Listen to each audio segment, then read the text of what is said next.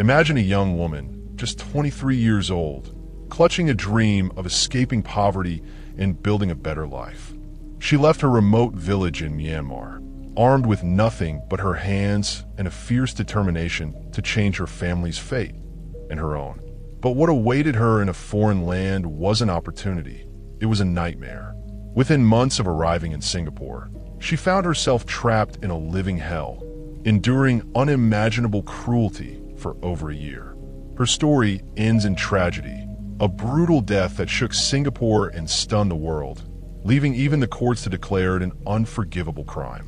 What happened to her? Let's step back to 2015 and uncover the chilling details of this heartbreaking tale. This is the story of Piang Ngaih Don, a young woman from Myanmar who dared to dream big. Born in 1992 in a remote village in Chin State, one of the poorest regions of Myanmar, she grew up in a family of farmers struggling to survive.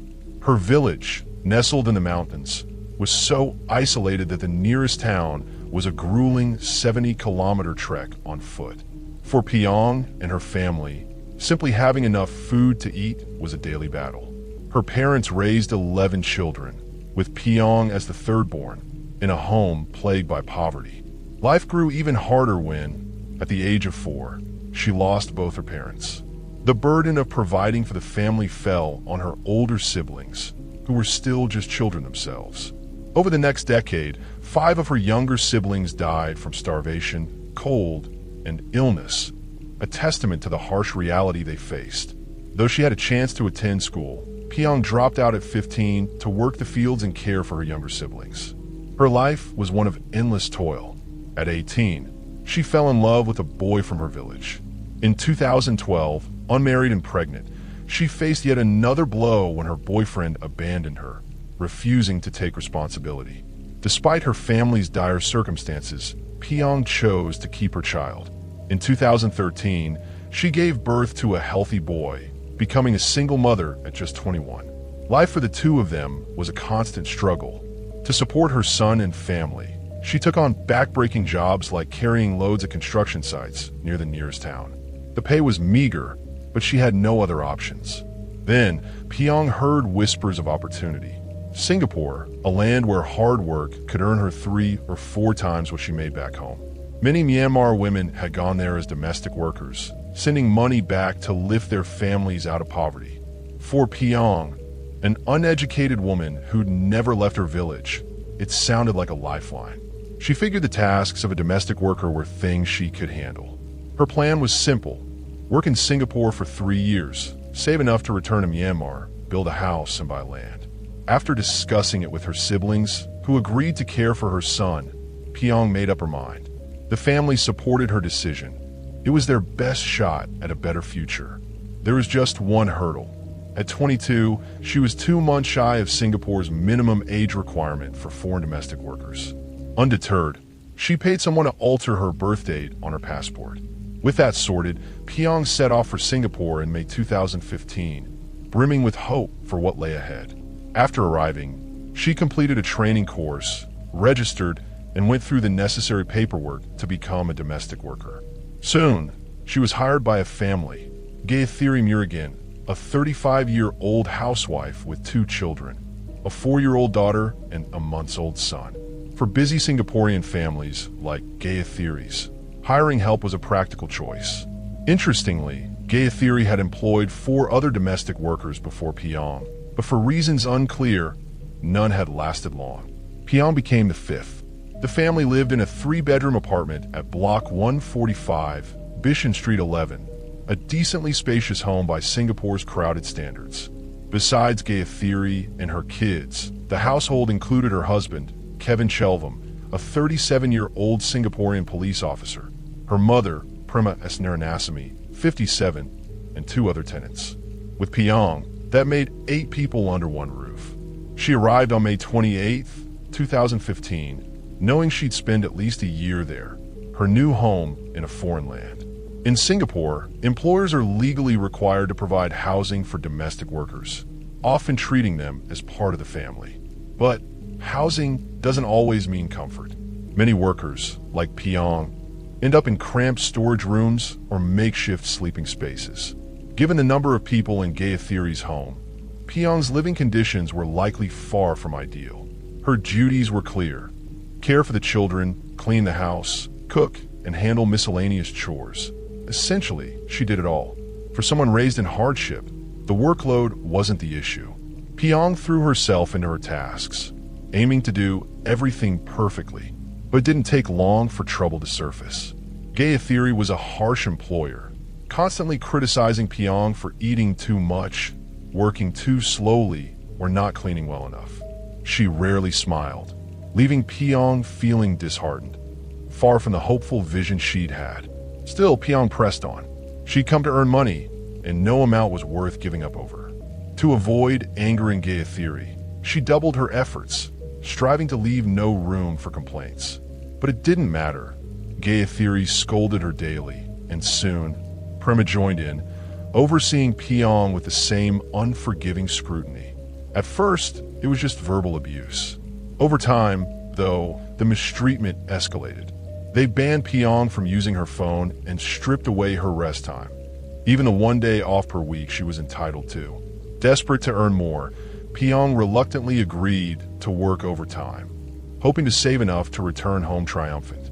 By October 2015, despite her compliance, the abuse worsened.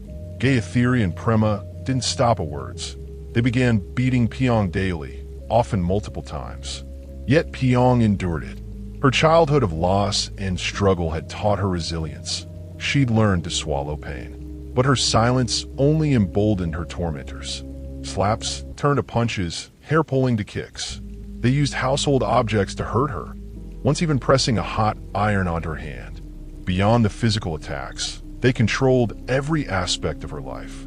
She slept just 5 hours a night, had no daytime breaks, and survived on leftovers or water-soaked bread. They even restricted her bathroom use. Under this relentless cruelty, Piang withered. She grew frail and hollow-eyed, her spirit fraying. In October 2015, a doctor's visit revealed scars and bruises across her body. Gayathiry brushed it off, claiming Piang was clumsy and prone to falls. Kevin, her husband, echoed that she was problematic, but declined offers to replace her when authorities suggested it. Piang herself stayed silent, never reporting the abuse to her agency, missing her best chance to escape. Time dragged on until July 26, 2016, 14 months into her ordeal. That morning, at 7:30 a.m., Gayathiry found Piang unconscious on the floor, unable to work. Furious, she shook her, but Piang didn't respond. Prema rushed over, and they tried everything to rouse her. No luck. Panicked, they recalled the previous night's violence. By 9:30 a.m., Gayathiry called a doctor, Dr. Grace Kwan Hui Si, claiming someone in the house was injured and needed urgent care. Dr. Kwan, busy with patients, couldn't come immediately and urged Gayathiry to call an ambulance. Gayathiry refused, insisting on waiting. Dr. Kwan arrived at 10:50 a.m. After a quick check, she confirmed Piang was dead, likely for hours, based on her body temperature. Gayathiry feigned shock, insisting Piang had been moving earlier. But Dr. Kwan, a seasoned professional, saw through the lie. Noting Piang's skeletal frame, she suspected foul play and demanded Gayathiry call the police. Hesitant, Gayathiry instead phoned Kevin, who was at work. Sensing something was off, Dr. Kwan reported it herself. Paramedics arrived at 11:26 a.m., followed by police and forensic experts. Their findings were horrifying. Piang, 24, weighed just 24 kilograms, skin and bones, severely malnourished. In her initial health check on May 28, 2015, she'd been 39 kilograms, meaning she'd lost 38% of her body weight in 14 months. Her body bore 31 fresh wounds and 47 older scars, burns on her arm from an iron, bruises everywhere, broken bones in her neck. She died of asphyxiation after a severe neck injury. The evidence pointed to prolonged torture. Gayathiry and Prema were arrested as prime suspects. Kevin was detained days later. Prosecutors charged Gayathiry and Prema with first-degree murder. Kevin, absent during the fatal attack, faced charges of causing grievous hurt and was suspended from his police job. The case lacked eyewitnesses, and the defendants denied everything, claiming they'd never harmed Piang. The investigation stalled until a breakthrough. A Singaporean, moved by news reports, handed police a hard drive from the family surveillance system. Kevin had installed cameras to monitor Piang and the kids, but claimed he'd removed them in early 2016 at a tenant's request. In truth, he dismantled them after Piang's death, fearing they'd incriminate his wife and mother-in-law. The footage, spanning June 21st to July 26th, 2016, exposed the brutality. The recordings were sickening. On June 21st, Gayathiri doused Piang with cold water from the fridge. On June 24th, she struck Piang's head, then burned her forehead and arm with a hot iron. On July 13th, upset over a dirty kitchen, Gayathiri slapped and punched Piang. From July 15th to 26th, Piang was tied to a window grate each night, sleeping on the cold floor, sometimes splashed with water. She ate only bread soaked in water or scraps, working endlessly without rest. Her body and mind crumbled. The final blow came on July 25th at 11:40 p.m. Gayathiri, enraged that Piang was washing clothes too slowly, attacked her, punching her neck, yanking her hair, knocking her down. When Piang couldn't stand, Gayathiri and Prema doused her with cold water, kicked her stomach, and tied her, wet and starving, to the window. Piang begged for food, but they ignored her. At 12:11 a.m. on July 26th, Gayathiri kicked her again. By 4:57 a.m., finding Piang unresponsive, Gayathiri stomped on her head and neck, breaking her hyoid bone. That's when she died. Gayathiri faced 115 charges, mostly for abuse, though prosecutors pursued 28 key counts. Prema faced 50 charges. Both claimed mental illness. Gayathiri with obsessive-compulsive personality disorder and postpartum depression. Prema with bipolar disorder. After a 4-year psychiatric evaluation ending in April 2020, their conditions were confirmed. Gayathiri's murder charge was reduced to culpable homicide, avoiding the death penalty. On February 23, 2021, her trial began at Singapore's High Court. She pleaded guilty to culpable homicide and 27 abuse charges. Her lawyer cited her mental health and a miscarriage in February 2016, requesting 14 years. Prosecutors demanded life imprisonment, arguing her actions were deliberate and merciless. On June 22nd, after further delays and a new lawyer arguing Piang's fault in sloppy work, the judge sentenced Gayathiri to 30 years, severe but tempered by her mental state. Appeals failed. The court noted her lack of remorse. Prema's trial opened on October 9th, 2023. Prosecutors sought 14 to 16 years. Her lawyers cited her illness and hardship. The judge, decrying her cruelty, gave her 14 years, plus 3 more for hiding the hard drive. 17 years total. Kevin faced charges of perjury, evidence tampering, and causing hurt. Though he didn't kill Piang, he knew of the abuse and did nothing. His trial remains unresolved. The case outraged Singapore. A humanitarian group raised $200,000 SGD for Piang's family in 6 days before halting the campaign. Her siblings mourned her loss. Her son lost his mother forever. Her brother brought her body home, where they built a memorial cross. Singapore's 250,000 foreign domestic workers, 2023, remain vulnerable despite reforms like mandatory health checks and home visits introduced post-2021 to curb abuse. Piang's 5 calls home, her last on October 12, 2016, hinting at illness, showed she hid her suffering, fearing job loss or family worry.